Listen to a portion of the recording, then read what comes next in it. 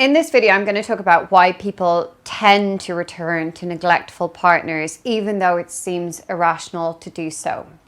And this is a really common thing. When someone leaves a relationship because their needs are not being met, they know they need to leave, they know it's the right thing to do, and they break free and they get away from the relationship that's not serving them well, where they really feel neglected emotionally and that their partner is not attending to their emotions correctly and not giving them the right level of care and attention. So someone knows they're being emotionally neglected.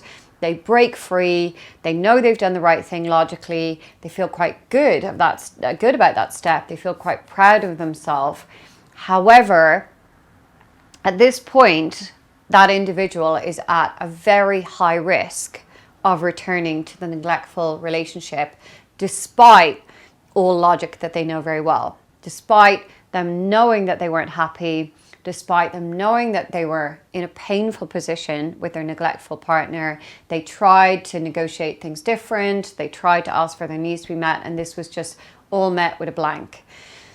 Now, no amount of knowledge or logic can prevent someone from going back into that situation if they're an individual who might be vulnerable to going back into that situation. And the people who are most vulnerable to going back into that situation are going to be people who've experienced some type of emotional neglect in childhood.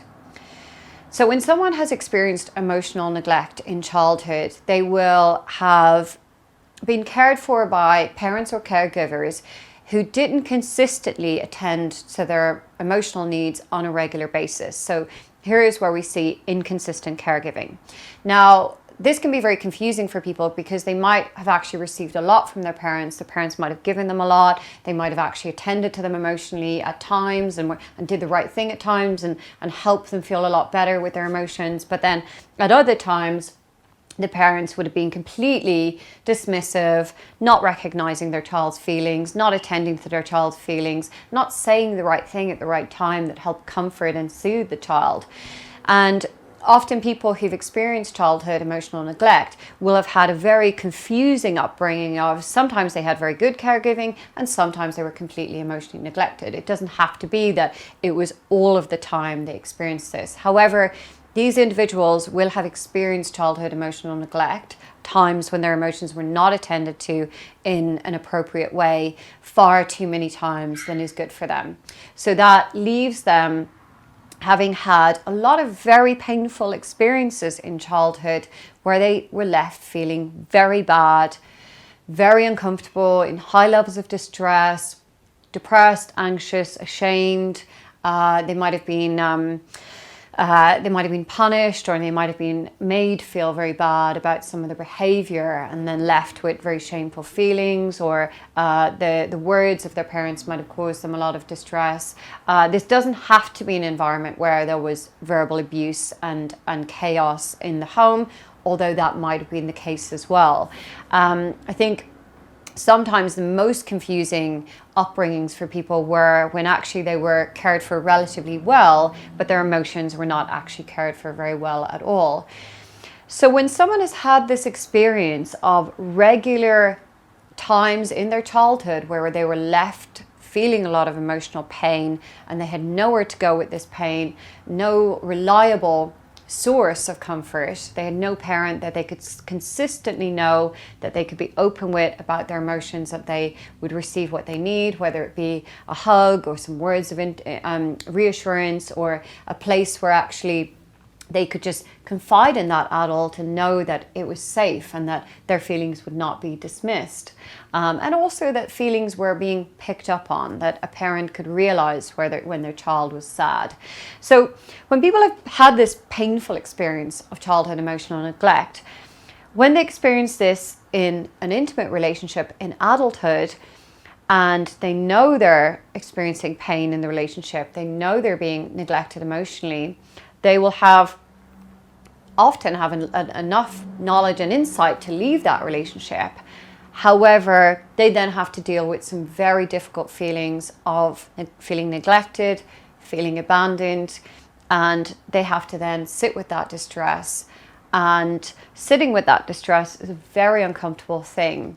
That person will be left feeling quite rejected, feeling quite abandoned, and also really wanting those feelings to go away.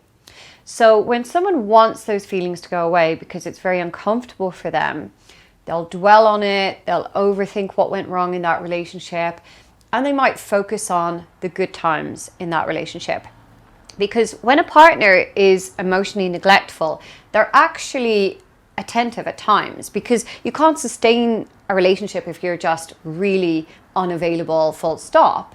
You have to put something in to get your partner to stay for long enough. So neglectful partners will do some nice things from time to time. They will make people feel quite good. They'll particularly invest quite a lot at the start of the relationship, where actually the person might still seem like they're challenged. They're still in the pursuing phase of relationship. So the person who's walked away from the neglectful partner will have this experience of receiving love in the relationship that later turned very neglectful. So there may have been short periods of time at the start of the relationship where actually things were quite nice. They were receiving nice, loving attention, and that made them feel very good in the relationship, and they'll be holding on to those feelings. So when they've walked away from this neglectful relationship, they might start feeling and thinking, I feel in pain right now, I can't tolerate this, I want this to go away, I'm not sure how fast it's going to take me to move on from this situation. What if that person who once made me feel good could make all of this go away instantly right now, and I'll feel good again? Maybe they'll start acting like they did at the start of the relationship, where they were very nice to me, they made me feel great, and maybe that's something that's just worth pursuing again. Or maybe I'll just check in with that person and see, are they open to going back to where we once were? Because actually they might not really be an emotionally neglectful partner. Maybe they were just having a bad day. Maybe they're in a weird period of their life. Maybe they don't realize that how good it could be in this relationship. Maybe I'll just drop this person a text, check in, see if they want to meet up, and maybe then I will be in a much better state emotionally. Maybe I won't have to sit with all of this emotional pain that I'm experiencing right now. And then the dance of this emotionally neglectful relationship starts all over again. If the person persuades this person to meet up with them, then they end up back in that situation of being back with the neglectful partner. Now, if a neglectful partner is neglectful at the start, they're not going to change. That's who they are as a person. They've already shown you what they're made up of. They've already shown you what they have to offer at the early stages of the relationship. We have no evidence that they can offer anything else. And the little bits of evidence that you're relying on because they were nice at the start and they kind of wooed you a little bit in the pursuing stage is not enough evidence at all to tell you that actually they can give you that again, because there's no pursuit left. They've already got you. They know they've already got you. You can't play hard to get with someone that already has you, and you can't even pretend to play hard to get, because this person already has a sense that they have done what they set out to do. They hold the status and they perceive you as being not good enough for them, and that's not going to change. And this is to do with their own insecurities, that person is most likely only going to pursue someone that is unattainable for them, perhaps someone who actually is not fully available, that they would have to pursue forever, and that person perhaps has a history of going for unavailable partners. So the fact that you've been an available partner to this neglectful person means that this person might perceive you as being not good enough for them just because you liked them back, and that's to do with their own insecurities and their own self-esteem issues. So the biggest message here is, don't trick yourself into believing that this neglectful partner might change. They're not going to change. The dynamic is all wrong. They chase unavailable partners. You're available to them. They're not going to perceive you in a light where they value you, and their behavior is not going to change. And if you try to go back to them just to end this emotional discomfort and pain that you're experiencing right now, we're not going to get a good result here. It's the wrong dynamic. It's two people trying to have a relationship where the relationship can never work. And it's far better for you to invest time in actually looking for a partner who's got a secure attachment style. So this is a partner who has a history of going for available partners. This is someone who actually can show up consistently in the relationship and meet your needs. They care about your feelings, and if they do something wrong that makes you feel bad, you have the opportunity to talk to them about it, and they will be available to talk it through with you to try to reach a resolution. That's what an available partner looks like. And if you have had a history or an experience of being in an emotionally neglectful relationship, you have to draw that line there and trust in the process of this being a relationship that is a dead end.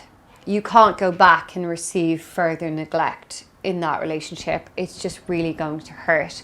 And you have to trust that the feelings that you're feeling right now of feeling abandoned, feeling emotional, not feeling very good about what's happened will pass. And with time, you'll get over those feelings and they won't last forever.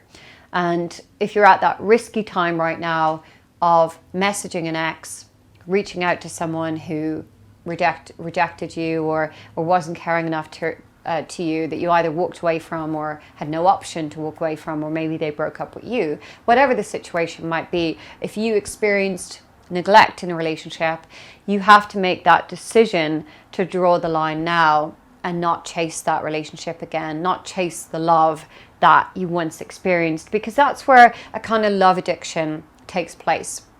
People get addicted to an early experience of what felt like love, but actually it was really just lust in a new encounter with someone, and they get very preoccupied with what could have been if only that partner realized how amazing I am. Well, that partner is just not going to realize it. They had an opportunity to treat you well. They failed. They didn't really look after your needs emotionally.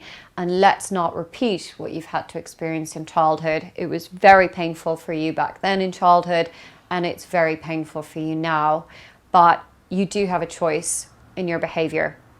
And while you can't control who falls in love with you, you really can control who gets your time and who hurts you emotionally and who doesn't have the opportunity to have you in their life anymore because you already gave them a chance once. I hope you found this video helpful. If you've got any questions about neglectful relationships or you want advice on trying to leave them, please leave a comment in the description below and I'd be more than happy to offer some additional advice.